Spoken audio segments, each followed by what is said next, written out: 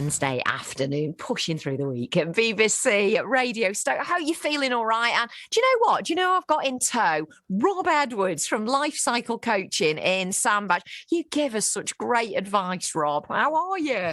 I'll always try. I'm really good, Lou, thanks. How are you? Yeah, good. And we get into the habit of going good even when we're not. But to be honest, the last few days, I've wandered about in Hanley, just really because everything's opened back up. And there's a good feeling out there at the moment. There's definitely that. The feeling's picked up. It's lovely to see people out and about. And we've waited so long for it. You know, it's feeling more acceptable now, finally, to get out there and to try and get some life back, isn't it? And that's what people are picking up on. Do you know what I'm really keen to do is not assume how everyone feels, because I think we're all pretty good at, whether you call it a survival kit or having to put an act on when you're not feeling yourself to come across like you normally do. But we can't assume everybody feels the same, can we? No, we can't, and they're not going to. We've got to be prepared for the fact that coming out of lockdown now might be as hard for some people as starting lockdown in the first place. And just as we had to find ways to cope, you know, being locked down, we're going to have to now find ways to slowly reconnect again.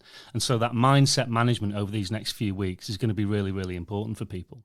There's a real imbalance with shielding. It was like the ideal of shielding. I mean, we all got it. If you've got a physical health problem, you have to go into shielding.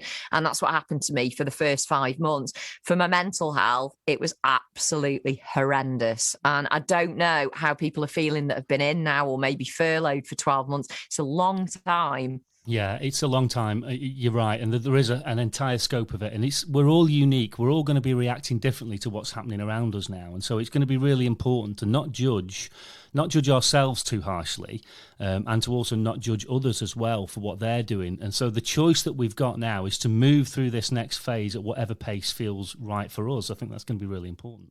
I've noticed funny changes. I'm not saying my friends are all like lunatics, but they are, Rob. I know it might come as a surprise. But like, you know, on a Friday, we'll start off in Stoke, you end up in Manchester, and then who knows where we'll be at 5 a.m. And that we love it. And now I've noticed some of my friends are going, I don't know if it'll change again, but it won't be going back to being really hectic. I've quite liked the pace. Yeah, that's the thing. And we've also got to be aware that not everything's going to be the same when we do come back. So there's 3 things that we can really do now. So number 1 is just pace yourself and recognize that you need to go at the pace that's right for you. That's really important. Don't let others bully you or pressure you into doing something that you don't want to do, because there's enough time to adjust here. So use that time wisely. Secondly, try to build up your tolerance levels as well, because we've all been used to living in these small bubbles, haven't we? And if we suddenly rush out now trying to do everything at once, there's a reasonable chance it's all going to feel a little bit overwhelming. So just try to be patient and build that confidence back up slowly, yeah?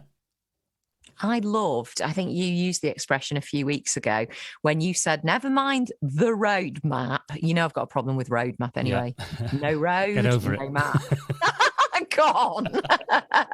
But you said have your own individual roadmap, because if you're not ready to follow this, or you know you think you'll feel worse, come up with your own. That's it, exactly. Just put your own in place. Don't be pressurized by everybody else. You know, we're all creeping back to work now as well. That's starting to crank up. So if you're nervous about that, for example, try talking to your employer about it, because workplaces are now offering much more flexible working as well. So ask the question and put your own in place. So I've got a little exercise, right? If anybody's wondering how to do this, are you ready? Yeah. Do I need my pen and my highlighter? I like to be ready for this. There you go. I know you like this. So get a piece of A4, right? Divide it up into 4 pieces, because we've got 4 weeks to go now until the next stage of lockdown release. Okay. So what we're going to do in those next 4 weeks. So get your piece of paper, divide it up into 4, and just dead simply, you'll have 4 sections on that piece of paper. Week 1, week 2, week 3, week 4.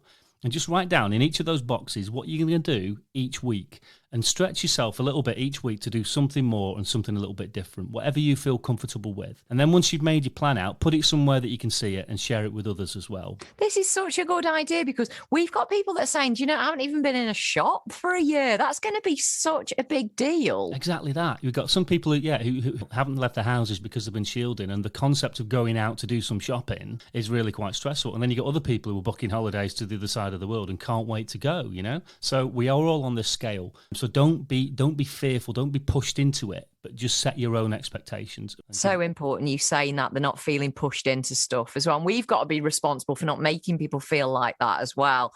I've only got as far as sectioning up my bit of paper. I will have to say, Miranda, producer, I'll introduce your new producer here, Miranda. Hi, Miranda. Lovely to meet you. And You've whizzed through that. She's filled up 4 weeks. Well, yeah, I've got my appointments booked for my manicure, my hair, my eyebrows, my lashes. And to be honest with you, Rob, is there any way we could divide it up maybe into sort of 6 or 8 sheets? Because there's that much that I want to get done. I don't know if I'm going to have time in these 4 weeks. Just add 2 weeks onto yours. Yeah, I'm going to cram everything into 6. That's absolutely fine. It sounds like you got a lot on. There's a theme to yours, Miranda. I've picked up on it.